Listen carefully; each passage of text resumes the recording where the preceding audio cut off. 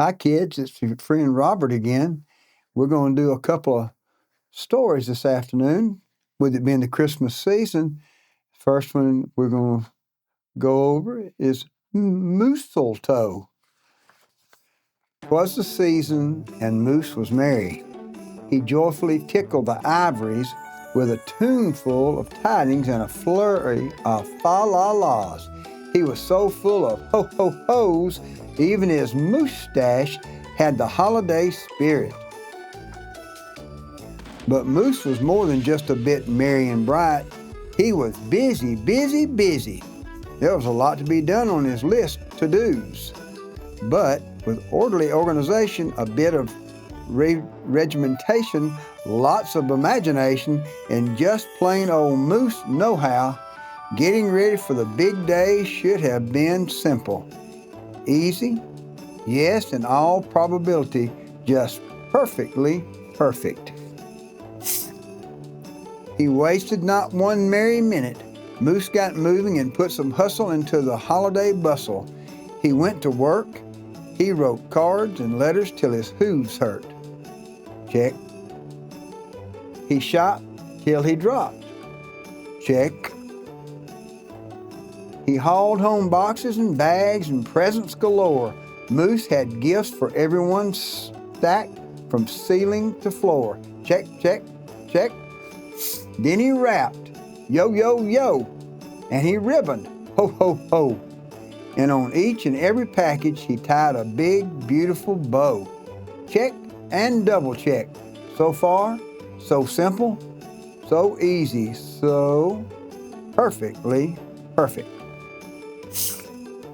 Another look at the list, and Moose headed for the kitchen. He pulled out the pots, pans, and bowls, sifted through stacks and racks of cookbooks. He whisked with his left, spooned with his right. Moose baked tons of tins of cookies.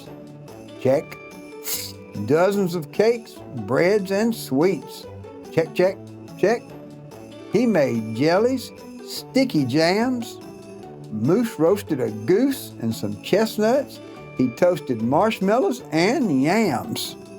Check, check, check. Triple check. Yes, yes.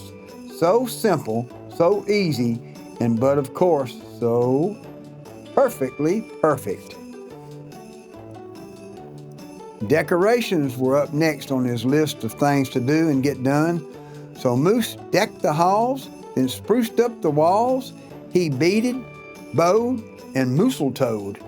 He gathered garlands, roped wreaths and holly, jingled bells, sang Noels. Oh, good golly, this Moose was jolly.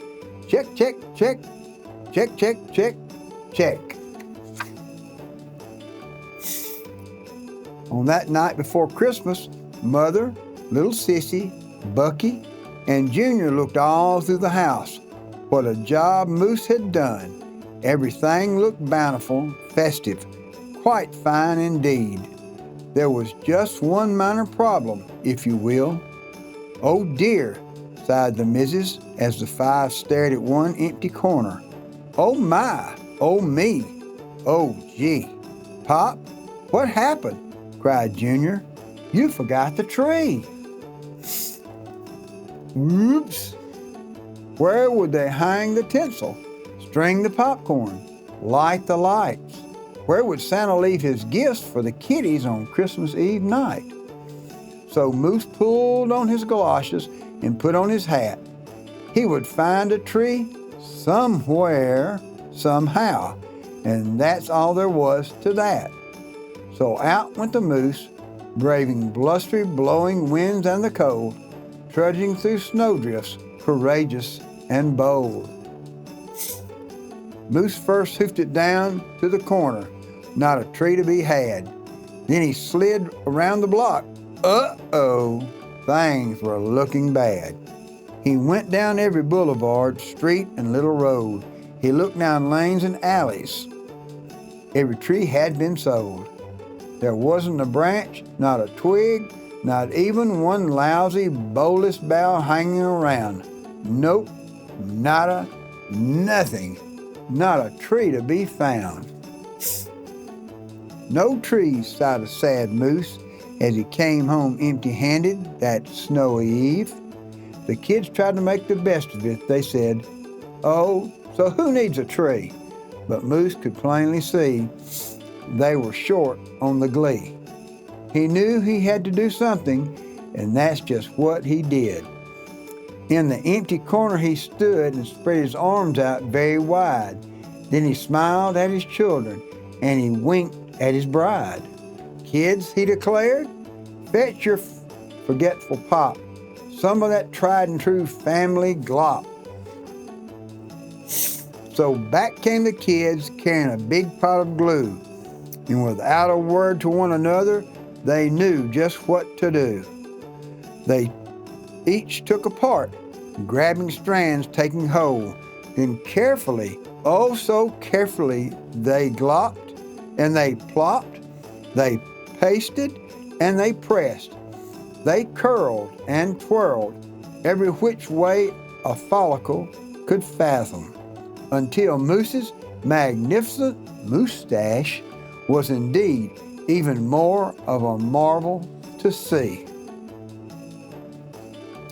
Moose was just a few needles shy of being an evergreen tree. They strung Moose with lights from his head to his toes and draped him with tinsel, beginning right with his nose. They hung balls that were shiny and bells that twinkled, candy canes, berries, and plum sugar sprinkled. Then they all stood back. Junior plugged in his pop. Oh, yes, Moose truly was an incredible sight. He was glorious and glowing.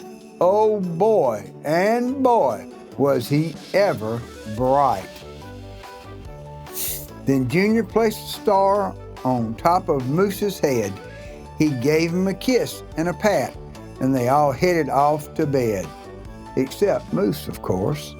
He stayed in the corner instead, still twinkling and blinking and waiting for Santa. Oh, so it wasn't so simple, and it wasn't so easy, and okay, it wasn't so perfectly perfect. But do you know what? It was pretty close. Ho, ho, ho. See you, kids.